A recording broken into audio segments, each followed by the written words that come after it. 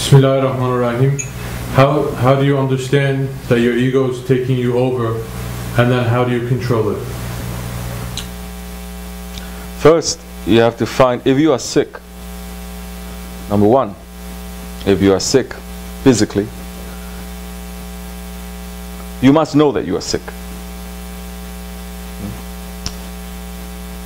Even if you have a sickness that is so hidden and you don't know, some sign must tell you physically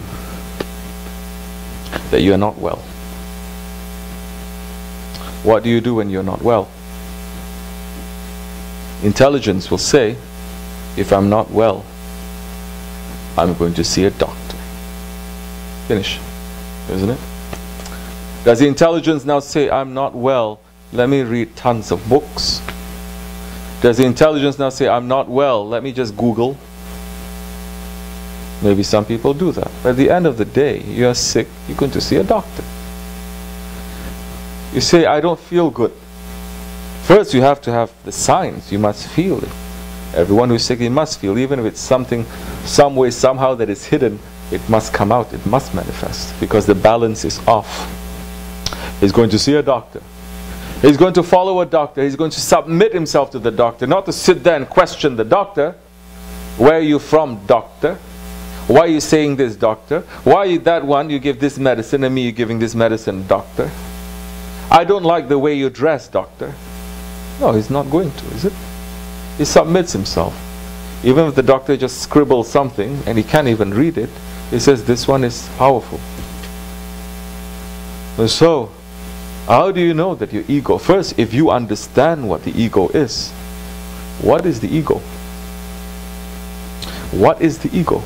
The ego is that part of you that Allah subhanahu wa ta'ala has created that is declaring lordship. The ego that says you are you and I am me. The ego that is friends with shaitan.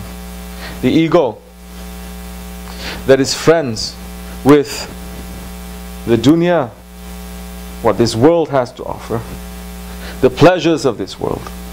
The ego that says I have a right to be angry whenever I want.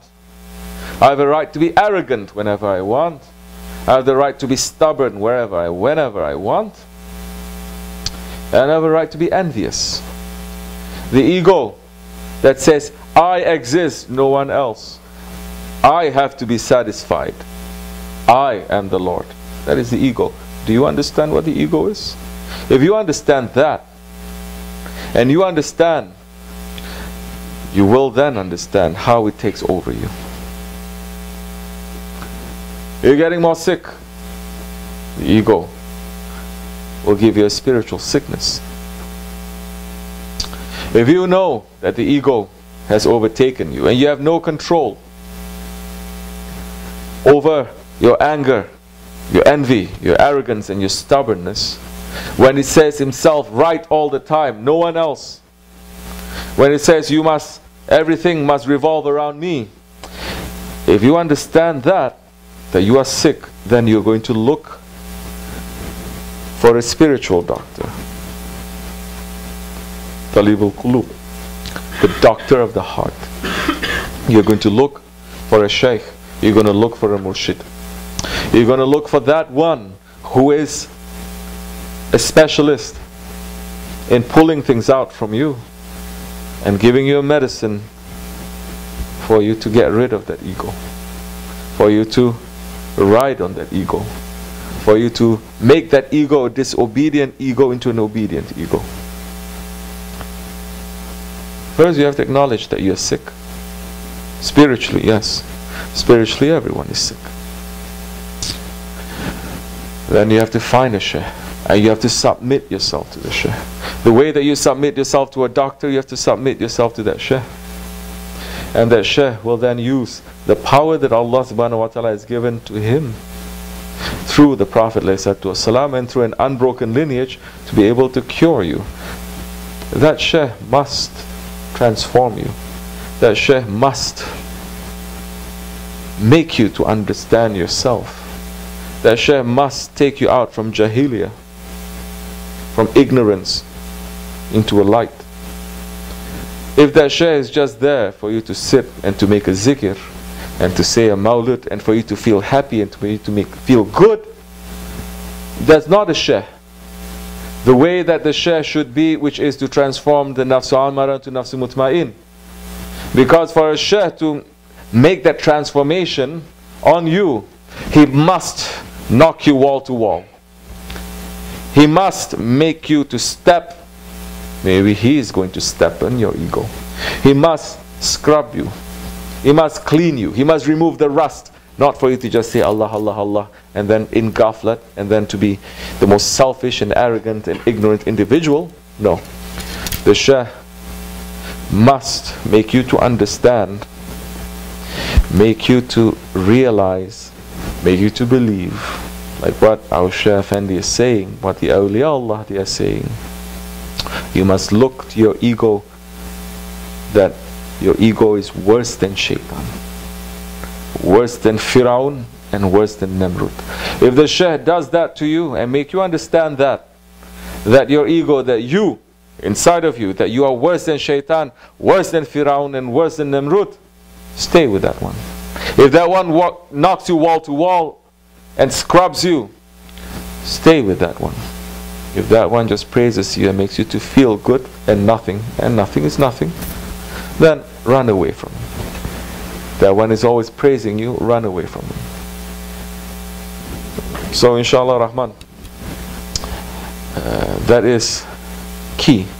The way that the Holy Prophet ﷺ came to transform the Sahaba Kiram and the whole world, to take them out from Jahiliyyah, from ignorance, and to bring them light and knowledge and understanding about themselves and their Lord, to make them to fulfill the promise that they made to their Lord, to fulfill the intention, our purpose of living, which is what Allah subhanahu wa ta'ala is saying. We have created the ins and the jinns, the mans and the jinns, to know us and to worship us.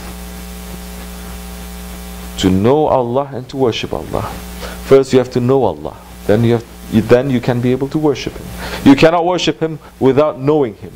Knowing Him is not just by saying Allah, Allah, Allah, Allah. In another hadith, Holy Prophet ﷺ is saying, he who knows himself knows his Lord. So the whole key is knowing yourself. Knowing yourself, you don't have the key to yourself.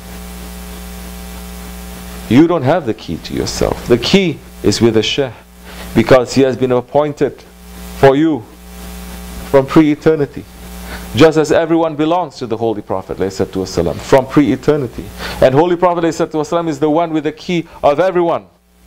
And he has given those keys to those ones who are representing him. And those ones who are representing him, they have the keys, and they have the key for you to, for your reality to be unlocked. The reality can be unlocked only if you get rid of your ego. Through the training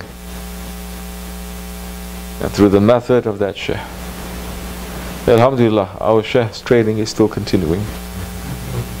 It's touching everyone, and we are very fortunate for him, and his power is showing that even with his veiling, more people are coming into our way from all over the world, and they're just seeing and watching and understanding, and more a light is reaching to them.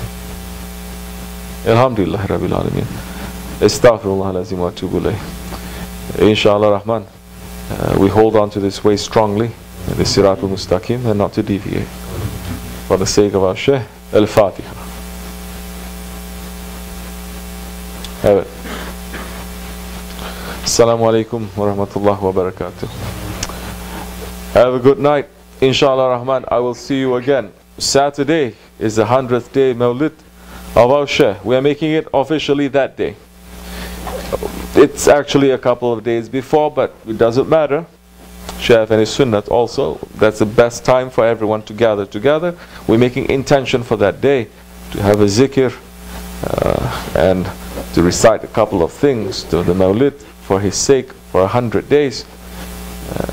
And may the blessings reach to our Shaykh to raise his station higher and reach to us, inshallah. If Allah gives us life, we'll see you Saturday. Assalamu alaikum wa rahmatullahi wa barakatuh. Have a good night.